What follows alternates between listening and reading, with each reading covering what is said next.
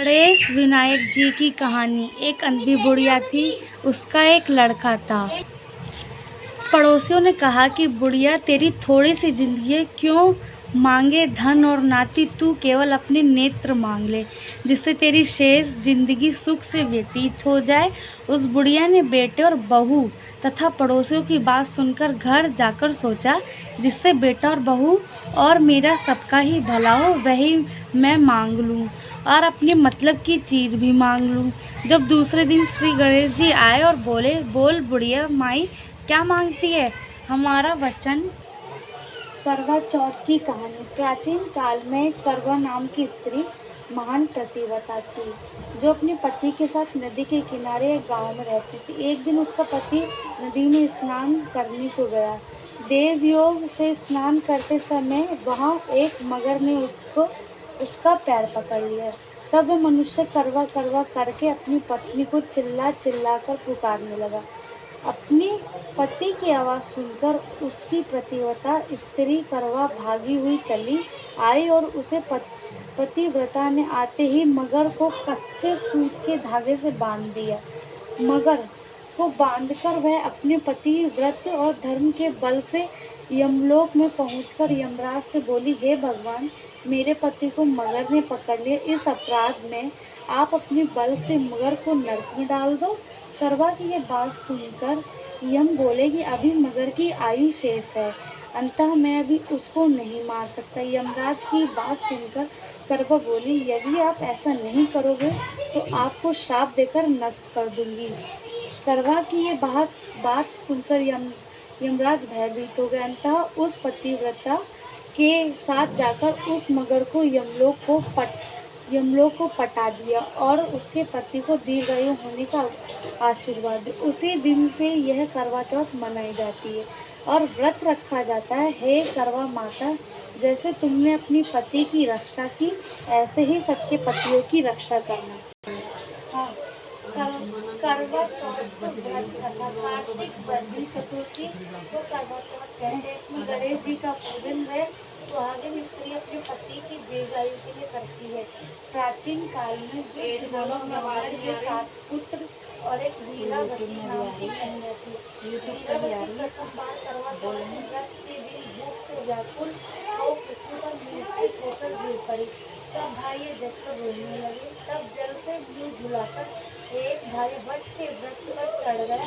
उसने छलनी में दीपक दिखाने हाथों बहन से कहा कि चंद्रमा निकल आया। उस अग्नि रूप को चंद्रमा समझकर दुख छोड़ वह चंद्रमा को आरती देकर भोजन के लिए बैठ गई।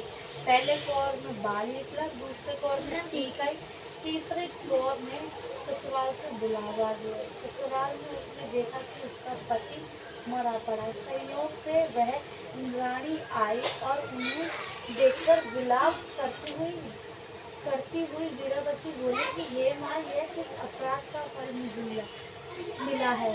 प्रार्थना करती हुई बोली कि मेरे पति को जिंदा कर दो।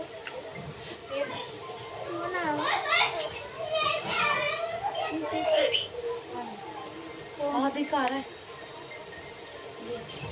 छोड़ चलो चलो करे ना मैया मांगू कामना पूरी करे ना मैया प्यारे रखे ना मेरे माथे का सिंदूर अमरे रखे ना मैया मांगू कामना पूरी करे ना मैया। दूसरी अर्ज मेरी सुन लेना, मेरे हाथों की चूड़ी अमरे रखे ना मेरे हाथों। मैया तीसरी अर्ज मेरी सुन लेना, मेरे होठों की लाली अमरे रखना, मेरे होठों की लाली अमरे रखना।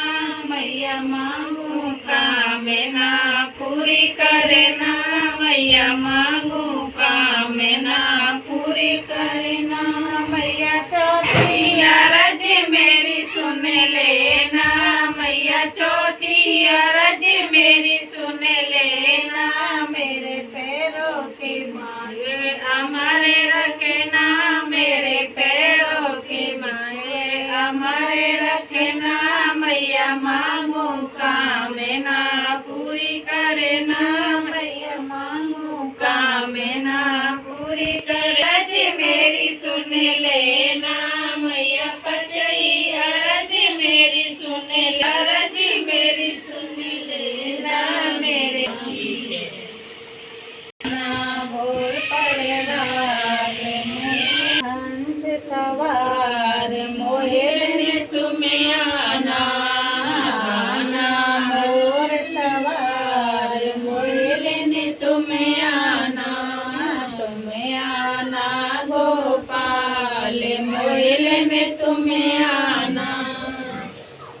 तो यार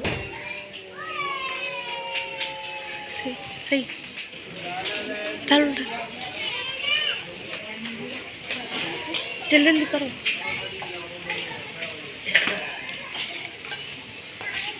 ले ले तो दूसरे में मैं तो मैं आगे